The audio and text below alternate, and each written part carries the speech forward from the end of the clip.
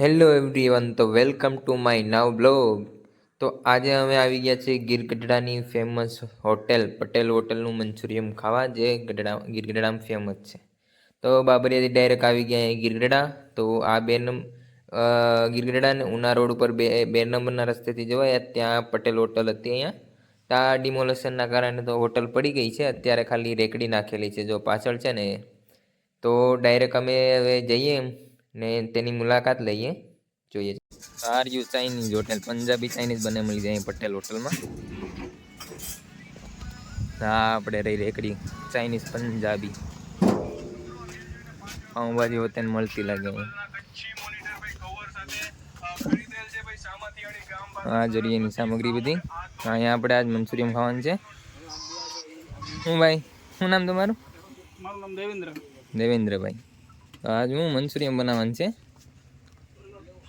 બનાવી નાખો. હાલો હાલો, ગેસ સળગી ગયો પેલા. હા, શું તેલ? હા, તો આ ઓઇલ આવી ગયું.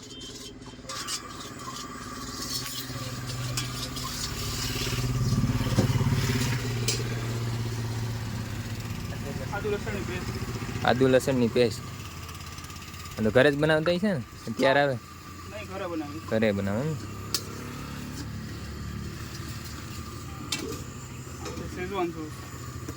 શું છે?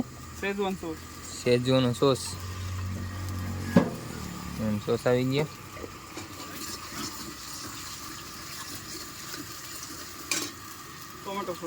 Tomato sauce.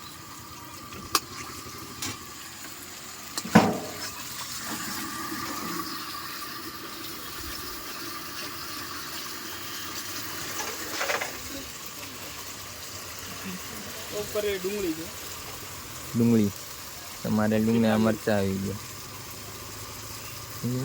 કોબી.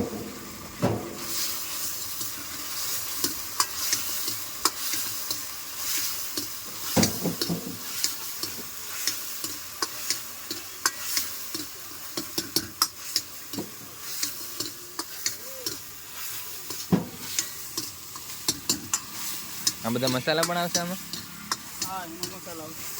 આ બધા મસાલા મંચુરિયન.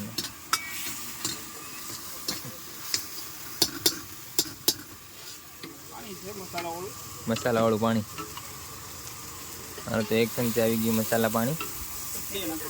2 ચમચી.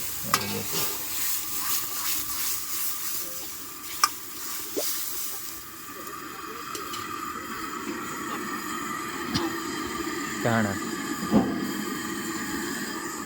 આવી ગયા મસાલા. જો નમક, મરી પાવડર, વ્હાઈટ મરી પાવડર આવી ગયો.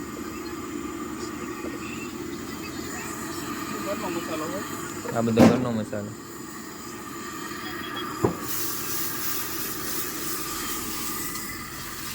આ મસાલા કારણે જો આમાં ટેસ્ટ આવે મંચુરિયમમાં.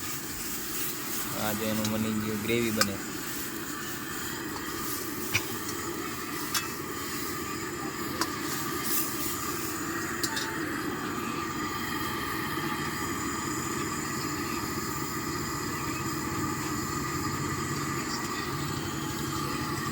આવે મંચુરિયમની.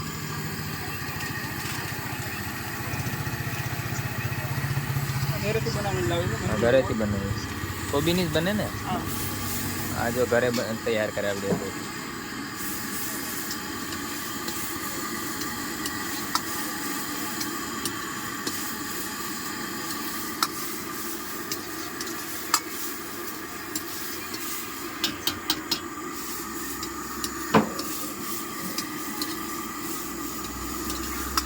હવે કઈ સોસ આવે કે તૈયાર થઈ ગયું? હવે કઈ સોસ આવવાનો છે? આવી ગયો. ફૂડ કલર આવે ને? આ કલર લાવવા માટે આ એક કલર નાખો.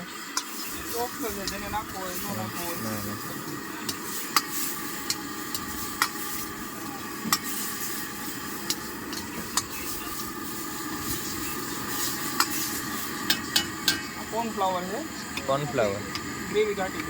ગ્રેવી.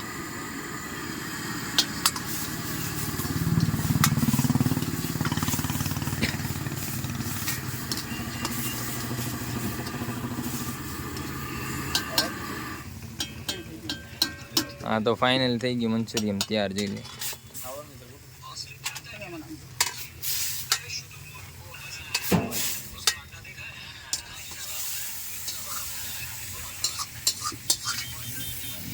અમે તો આને ટેસ્ટ કરીએ, જોઈએ કેવો સ્વાદ આવે આ મંચુરિયમમાં.